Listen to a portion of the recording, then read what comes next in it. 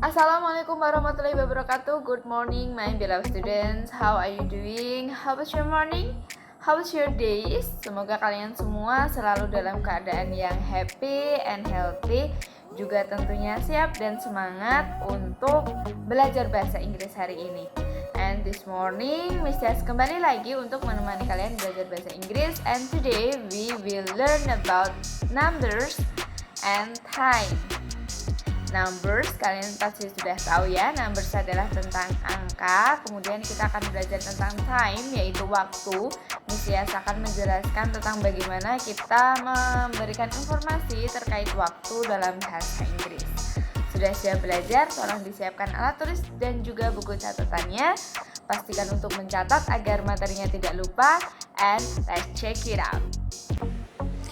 Oke, my beloved students, kita akan mulai belajar dari numbers dulu. Nah, sekarang kalian coba lihat di gambar ini, pasti sudah banyak yang paham ya tentang numbers atau angka dalam bahasa Inggris. Nah, dalam bahasa Inggris, numbers atau angka itu memiliki dua jenis. Yang pertama adalah cardinal numbers dan yang kedua adalah ordinal numbers. Apa bedanya? Kita akan mulai belajar dari yang pertama dulu, cardinal numbers. Cardinal numbers ini kalian lihat di sini di gambar ini ada 1, 2, 3 sampai 100. Nah, cardinal numbers ini adalah angka yang mengatakan berapa banyak dari sesuatu yang ada. Cardinal numbers ini biasa digunakan untuk menjelaskan jumlah atau quantity dari sebuah objek, jumlah sebuah benda. Contohnya seperti apa? Contohnya yang pertama, my mom bought me 2 new clothes. Ibuku membelikanku 2 pakaian. Clothes jadi clothes. Kemudian there are 4 books. Ada 4 buku. Nah, yang awalnya book menjadi books. Nah, nanti akan bisa jelaskan saat PTM untuk perubahan-perubahan dari singular ke plural. Kemudian kita akan membahas numbers yang selanjutnya, yaitu tentang ordinal numbers. Berbeda dari cardinal numbers tadi, dalam ordinal numbers ini angka yang digunakan adalah angka untuk mengindikasikan posisi sesuatu dalam sebuah daftar. Ordinal numbers ini biasanya digunakan untuk menjelaskan mengenai sebuah urutan atau tahapan.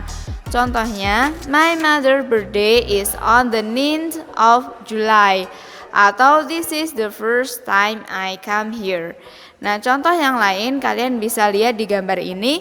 Kalau pertama itu bahasa Inggrisnya first, kedua itu bahasa Inggrisnya second, ketiga itu bahasa Inggrisnya third, kemudian lanjut fourth, fifth, sixth, seventh, eighth, ninth, tenth gitu. Nah, sampai di sini 22nd, 23rd, 21st gitu. Pokoknya kalau yang pertama, kedua, ketiga itu first, second, third. Untuk yang urutan selanjutnya seperti ini, 4, 5th ditambahkan TH di belakangnya gitu ya. Nah, kemudian kita lanjut lagi. Setelah belajar tentang ordinal numbers dan cardinal numbers, Miss Tias akan menjelaskan tentang how to telling time. Bagaimana cara kita memberitahukan atau menyampaikan waktu atau jam dalam bahasa Inggris. Nah, seperti apa aturannya dan istilah-istilah yang digunakan? Kita belajar mulai dari sini dulu. Beberapa istilah yang harus kalian ketahui untuk menyampaikan waktu atau telling time dalam bahasa Inggris. Yang pertama, kalian pasti pernah dengar AM PM ya. AM atau antemeridium dimulai dari jam 12 malam sampai jam 12 siang. Sedangkan PM mulai dari jam 12 siang sampai jam 12 malam. Untuk lebih mudahnya, AM itu pagi, PM itu setelah jam 12 siang. Siang hari sampai malam itu PM gitu, paham ya? Kemudian long hand itu jarum panjang yang biasanya digunakan untuk menunjukkan menit. Kemudian short hand itu jarum pendek, biasanya digunakan untuk menunjukkan jamnya. Kemudian second hand ini bukan barang bekas ya. Second hand ini maksudnya jarum detik yang selalu bergerak, satu gerakan per detik, itu tahu ya. Kemudian alarm clock itu adalah jam beker. Kemudian clock itu jam dinding. Kalau jam tangan itu namanya watch. Kemudian jam dalam bahasa Inggris itu hour. Kemudian menit dalam bahasa Inggris itu minute, dan detik dalam bahasa Inggris itu second. O'clock itu digunakan untuk menunjukkan jam ketika jarum panjangnya tepat di jam 12. Jam 7 tepat semisal, 7 o'clock. Sedangkan ada past dan juga to. Past itu lebih, digunakan untuk jam sekian lebih berapa menit. Sedangkan to itu digunakan untuk kurang, jam sekian kurang berapa menit. Itu bisa dipahami. Contohnya 9.15 berarti pakai past. Kalau 9.45 berarti pakai to menuju ke jam 10. Itu. Kemudian ada istilah a quarter. Quarter itu seperempat jam atau 15 menit. Dan juga ada a half atau setengah jam atau 30 menit. Nah, dari istilah-istilah ini sudah dicatat dan dipahami ya, karena kalian perlu tahu untuk bisa memahami materi yang selanjutnya. Oke, saya lanjutkan dulu cara membaca jam. Kalian lihat di gambar ini ada past, ada to. Masih ingat tadi ya, past itu lebih berapa menit, sedangkan to itu kurang berapa menit. Secara garis besar, secara umum ada dua cara untuk menyatakan jam dalam bahasa Inggris. Yang pertama disebutkan jamnya dulu baru menit, atau yang kedua menitnya dulu, kemudian menggunakan past atau to, kemudian ditambahkan jamnya jam berapa. Yang pertama, untuk disebutkan jam dulu, ini sangat mudah. Contohnya jam 3 lebih 30 menit, setengah 4 gitu. It's 3:30. 3:30. 30. Atau 6:45. 6:45. Gitu, mudah ya, tinggal disebutkan saja jamnya jam berapa, kemudian menitnya menit berapa. Sedangkan untuk cara yang kedua, menitnya dulu, kemudian menggunakan past atau to, kemudian baru disebutkan jamnya. Contohnya seperti apa? Contohnya kalian lihat di sini, 8 lebih 10 menit. Kalian lihat di gambarnya ini, ada to, ada past. Antara jam 12, angka 12 sampai angka 6 kita menggunakan kata past. Sedangkan untuk jam 6 sampai jam 12, angka 6 sampai angka 12 kita menggunakan to. Kalau 8:10 berarti jarum panjangnya ada di area past.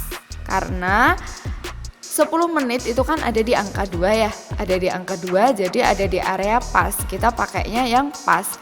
8:10 itu jam. Kita sebutkan dulu menitnya, 10 menit. It's 10 past 8. 10 menit dari jam 8. Kalau bahasa Inggrisnya it's 10 past 8.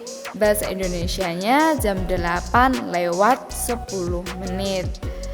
Nah, kemudian gimana? Itu kan kalau pakai past, kalau pakai to gimana?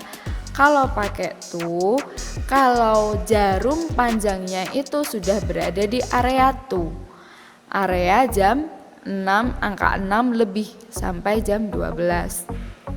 Contohnya 8:55. 8:55 itu bahasa Indonesianya kan jam 9 kurang 5 menit ya. Nah, bahasa Inggrisnya adalah it is 5 to 9. Kalau tadi past yang disebutkan adalah jam sebelumnya, kalau to ini jam setelahnya. Jam 9 kurang 5 menit. Nah, kita pakainya it's 5 minutes to 10. 5 to 9. Sorry, it's 5 to 9. Gitu, paham? Semoga paham ya. Nanti kalau ada pertanyaan tolong disampaikan waktu PTM. Kita lanjut dulu. Nah, ada beberapa hal yang harus diperhatikan kalau kita akan telling time atau memberikan informasi mengenai waktu dalam bahasa Inggris. Yang pertama adalah penggunaan o'clock. Penggunaan o'clock ini, o'clock digunakan untuk menyatakan jam tepat. Jika jam menunjukkan jam tepat atau pas jarum panjangnya tepat di angka 12. Contohnya, it's 7 o'clock. Nah, jam 7 pas, kalian lihat di gambarnya ya. Kemudian pas itu digunakan untuk jam lebih. Jika jarum panjang jam menunjukkan lebih 1 sampai 30 menit. Contohnya, it is 10 minutes past 8. Sorry, itu salah ketik ya. It's 10 past 8, jam 8 lebih 10. Kemudian penggunaan to itu jam kurang. Jika jarum panjang menunjukkan lebih dari 31 menit ke atas. Contohnya lebih 31 menit, 32 menit, 45 menit gitu ya. Di sini contohnya it is 10 to 9. Tuh, ini salah ketik ya, harusnya 8.50. It is 10 to 9. Jam 9 kurang 10 menit. Gitu, bisa dipahami ya.